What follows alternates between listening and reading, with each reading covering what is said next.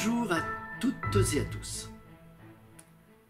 Entre 1900 et 2050, un siècle et demi se sera donc écoulé, pendant lesquels l'espèce humaine aura caressé le rêve fou de pouvoir s'affranchir des lois naturelles en perpétrant deux péchés d'orgueil, celui de vouloir allonger indéfiniment la durée de la vie humaine et celui de fabriquer durablement sa propre alimentation.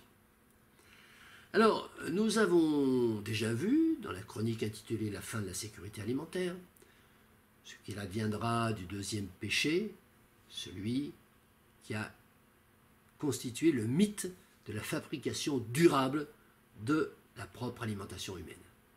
Alors, concernant maintenant, objet de cette chronique, le mythe de l'allongement de la vie humaine, eh bien, l'issue ne sera guère différente. Depuis la fin du XXe siècle, la doctrine officielle, la doctrine politique officielle, c'est que la croissance améliore la santé de l'homo industrialis. La croissance améliore la santé.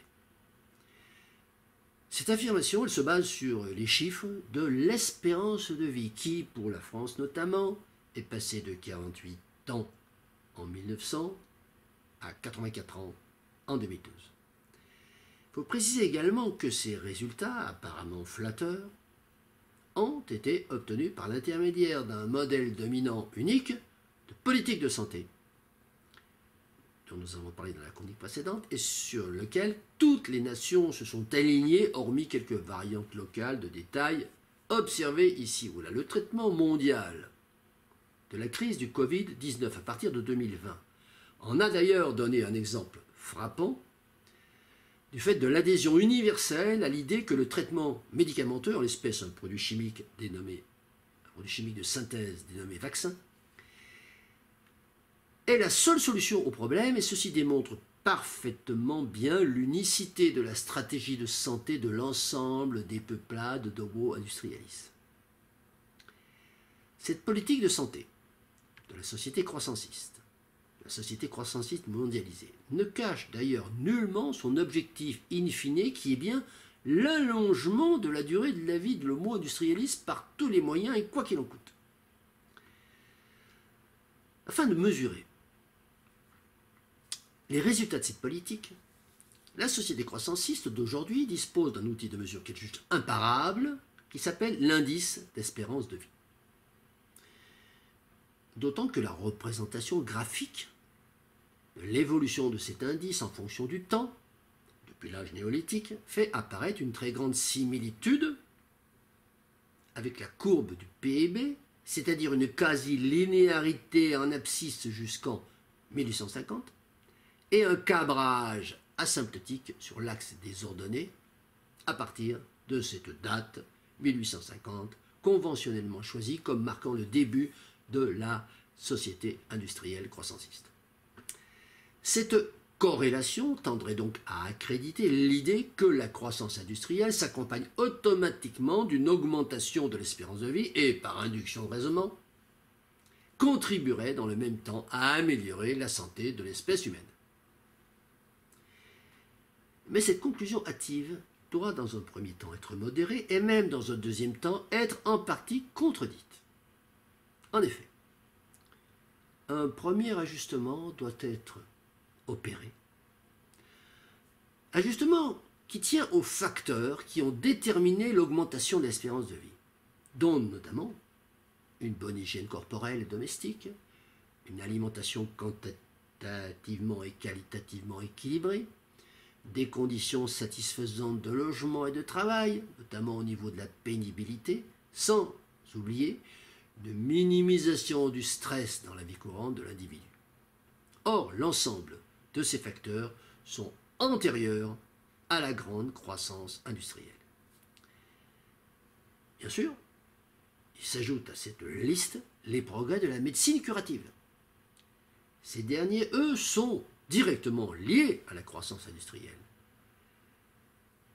qui est bien le principal moteur de l'augmentation de l'espérance de vie, puisque tous ces chiffres s'accordent à dire qu'ils ont pratiquement à eux seuls contribué à multiplier par 2 cet indice depuis 1910, date après laquelle les premiers facteurs précités, les progrès de l'hygiène notamment, n'ont contribué que pour une part minoritaire à l'accroissement de la durée de la vie de l'Homo industrialis.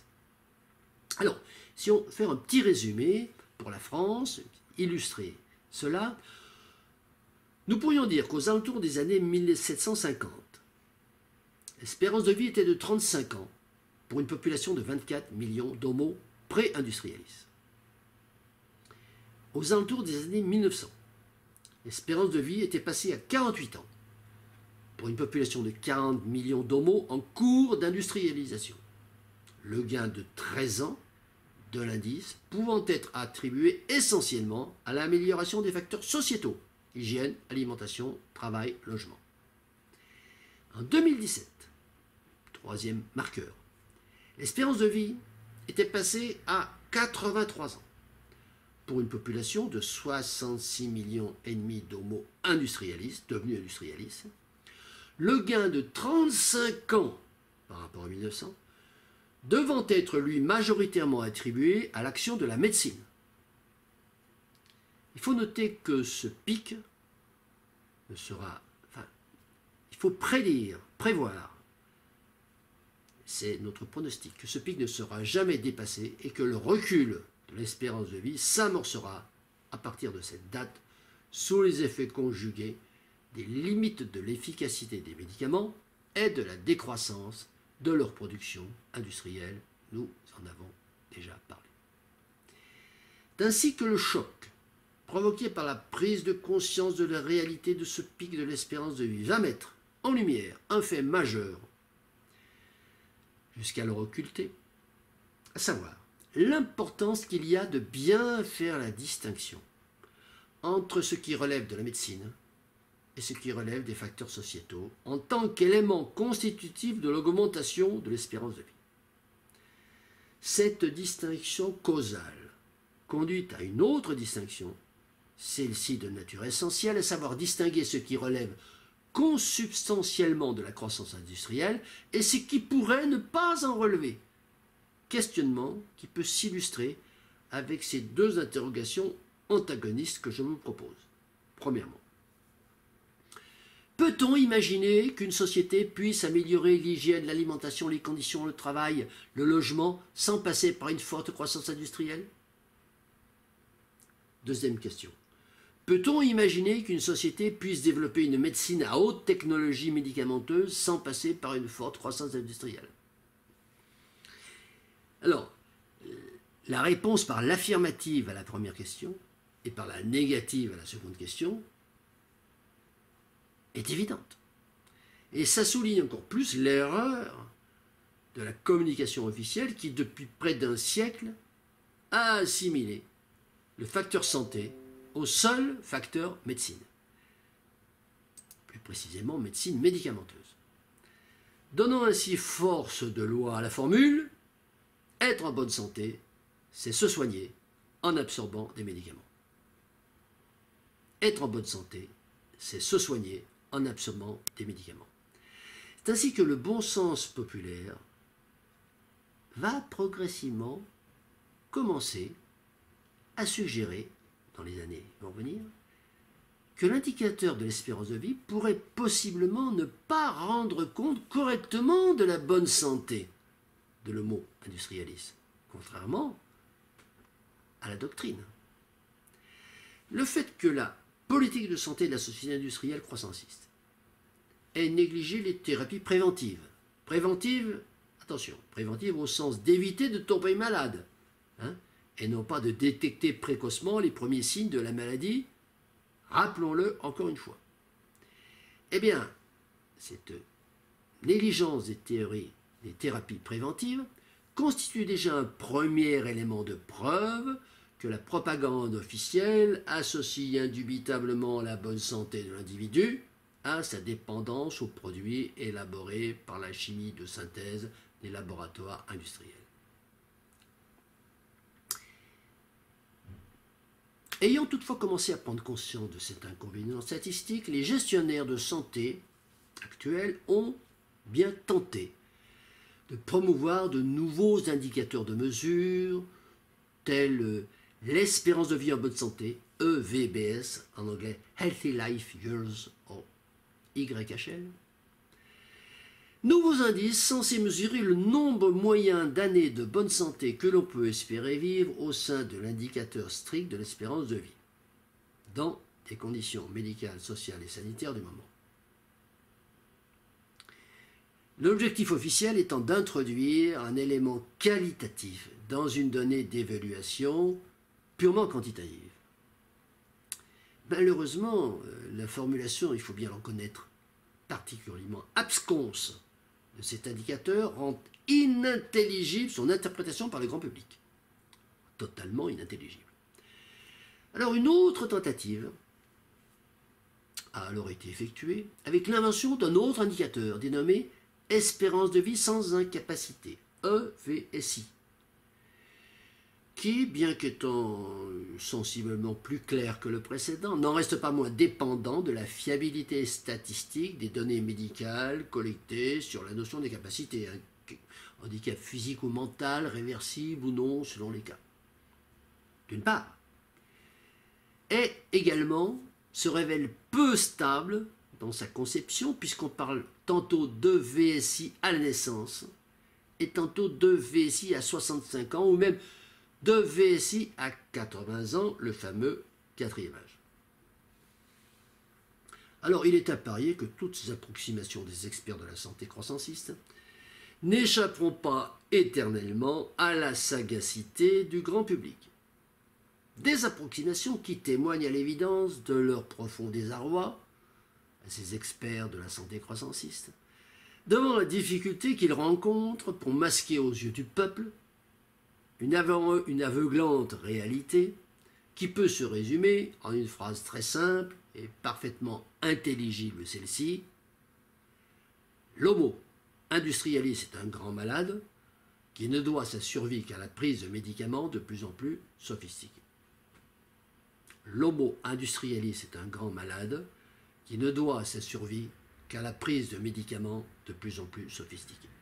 Et c'est ainsi que le mythe de l'allongement durable de la durée de la vie de l'homo industrialis, qui a en partie ce mythe porté le credo de la religion de la croissance, ce mythe va progressivement s'écrouler à l'aube des années 2030, tout en favorisant l'émergence d'une nouvelle acception de la notion de santé.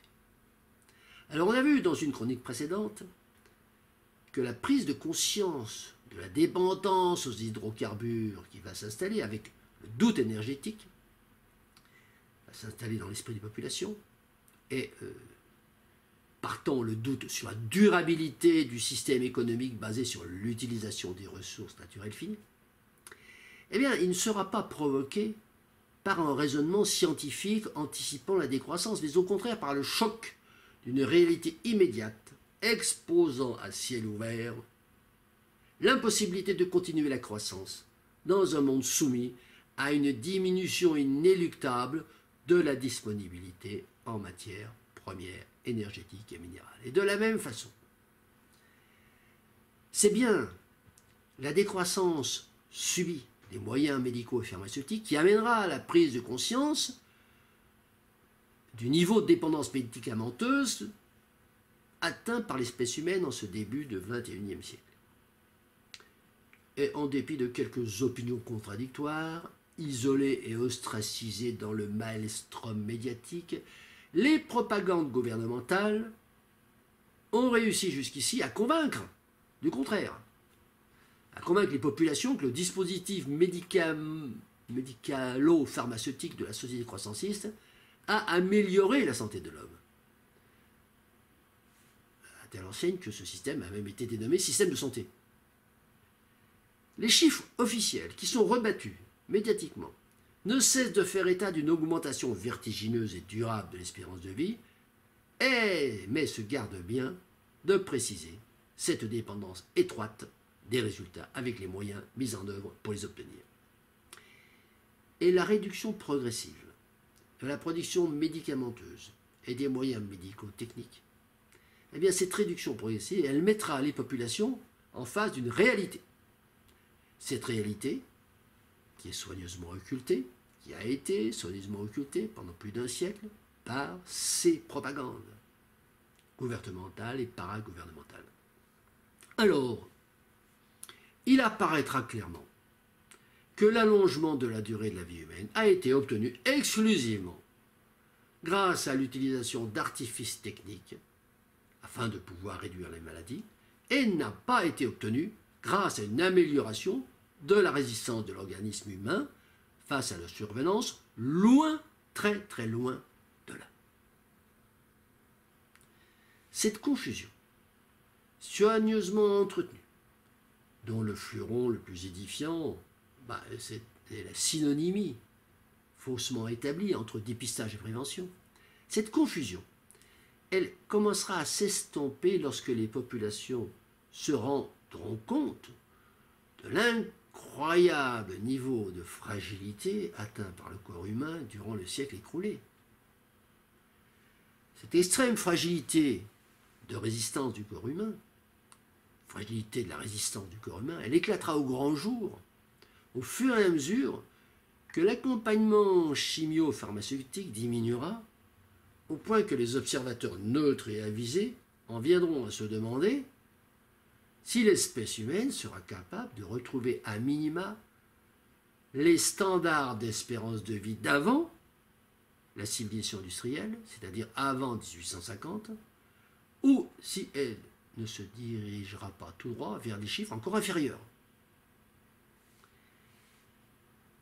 À partir des années 2040, époque à laquelle les premiers effets de la décroissance médicamenteuse commenceront à se faire sentir et à être visibles aux yeux du grand public, notamment à travers la publication des chiffres de la mortalité après 75 ans. Un débat s'engagera sur la notion d'espérance de vie et sur la qualité des indicateurs susceptibles de rendre compte. En se basant sur les données françaises de l'INED. L'INED, c'est l'Institut national des études démographiques. Il sera rappelé, à partir de cette époque, il sera rappelé que l'espérance de vie, prise en tant qu'âge moyen, atteint par les citoyens français à partir de leur naissance, on rappellera que c'était de 25 ans en 1750. Premier rappel. Compte tenu du fait que plus de la moitié des enfants mouraient avant l'âge de 10 ans à cette époque, avant l'âge de 10 ans, l'espérance de vie corrigée sans mortalité infantile pouvait donc être évaluée à 50 ans au milieu du XVIIIe siècle. Deuxième réalité. La question posée sera donc de savoir si la régression en cours de l'espérance de vie, qui aura déjà été ramenée de 83 ans, chiffre 2022, à 75 ans, chiffre 2040, pourra se stabiliser ou si elle sera destinée à rejoindre les chiffres de 1750. Et il apparaîtra alors très vite que, dans le cadre d'une nouvelle politique de santé durable mais déconnectée de la technologie médicale, la notion d'espérance de vie devra être mesurée différemment en tenant compte notamment de trois principes fondamentaux qui seront ceux-ci. Premier principe. Il sera avéré que les collectivités ne disposent plus de moyens techniques permettant de prolonger artificiellement la vie d'un individu au-delà d'un certain état de dégradation naturelle de ses constantes vitales dues à l'âge.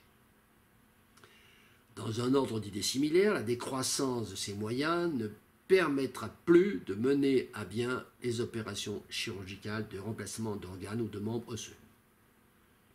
Deuxième principe.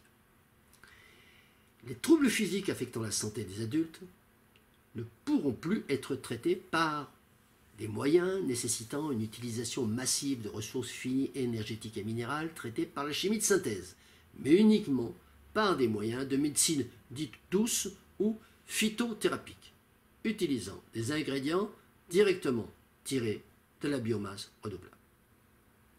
Troisième principe. La poursuite d'un objectif d'amélioration de la santé humaine devra passer par la recherche de méthodes destinées à éviter la survenance de la maladie, et non pas par des méthodes destinées à la soigner après qu'elle se soit déclarée. Eh bien, ces 3 principes poseront en réalité les bases d'une nouvelle éthique médicale. Le premier principe renverra aux oubliettes tous les rêves d'hommes augmentés, voire d'immortalité, bercés par nombre de croissanceaux scientifiques illuminés actuels, pour faire redescendre ces derniers en face de l'implacable réalité du vieillissement naturel. Le second principe rétablira la suprématie de la médecine phytothérapique traditionnelle par rapport à la médecine allopathique liée à la chimie de synthèse. Cette dernière se trouvera donc en voie de régression inéluctable 150 ans à peine après sa création. Sa dépendance inconditionnelle aux éléments énergétiques et minéraux finis de la nature lui aura été fatale, et la pharmacopée ne devra désormais s'appuyer que sur des ingrédients renouvelables, comme les plantes par exemple. Le troisième principe, enfin, permettra, l'application du troisième principe, enfin, permettra la mise en œuvre d'une politique de réhabilitation de la notion de prévention à sa juste signification et à sa juste valeur.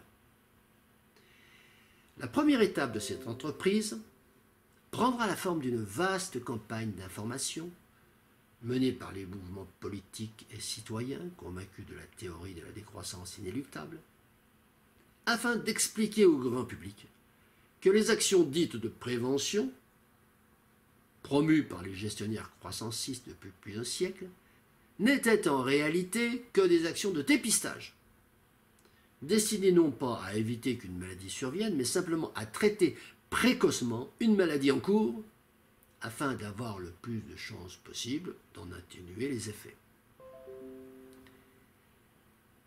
Ce principe, le plus important des 3 principes qui ont fondé la nouvelle évaluation d'espérance de vie, introduira une nouvelle vision de la santé humaine. Vision en tant qu'état exempt de maladie. La santé humaine, c'est un état où on est exempt de maladie, et non pas en tant qu'état de maladie pris en charge par un système médico-industriel. Cette vision de la santé du futur, elle est en réalité déjà portée depuis des dizaines d'années par de nombreux groupes de militants opposés à la médecine chimique et partisans d'une médecine dite naturelle. Mais elle est encore de nos jours restée très marginale, voire groupusculaire, car jugée peu convaincante aux yeux du grand public, face aux résultats spectaculaires obtenus par la médecine croissanciste en termes d'allongement de l'espérance de vie des malades déclarés. Mais dans les faits, et à l'aube des années 2050, la médecine naturelle se sera imposée définitivement en tant que seule médecine possible, d'un point de vue objectif, et non pas en tant que seule médecine souhaitable, ce qui est le cas aujourd'hui, c'est-à-dire d'un point de vue subjectif. Nous serons là dans un domaine contraint. Ce nouveau système de santé affirmera la nécessité de privilégier la prévention de la maladie en développant des techniques pour qu'elle ne survienne pas, au détriment du fameux dépistage actuel, fallacieusement d'ailleurs dénommé prévention. Rappelons-le encore une fois. Système qui sera progressivement abandonné d'ailleurs faute de moyens. Et c'est ainsi que la profession de la santé évoluera en proposant une offre de services axée sur le travail en amont de la maladie et s'adressera à une patientèle privilégiant la consultation en état de bonne santé. L'abandon progressif du curatocentrisme s'accompagnera symétriquement de l'émergence d'une nouvelle médecine dont le diagnostic clinique portera avant tout sur l'étude du mode de vie du patient. Et parallèlement, les hommes prendront donc l'habitude de se préoccuper de leur santé avant d'être malades et d'aller consulter, on va dire, ces nouveaux médecins afin de vérifier si les différentes composantes de leurs caractéristiques, les différentes caractéristiques de leurs hygiènes de vie et habitudes comportementales sont bien de nature à les préserver ou pas de dysfonctionnements futurs de leur métabolisme. Voici donc pour le pronostic numéro 8, l'émergence d'une nouvelle conception de la santé. Et je vous donne rendez-vous pour ma prochaine chronique et 9e pronostic, l'enterrement définitif du mythe des énergies alternatives aux hydrocarbures. Je vous remercie et je vous dis à bientôt.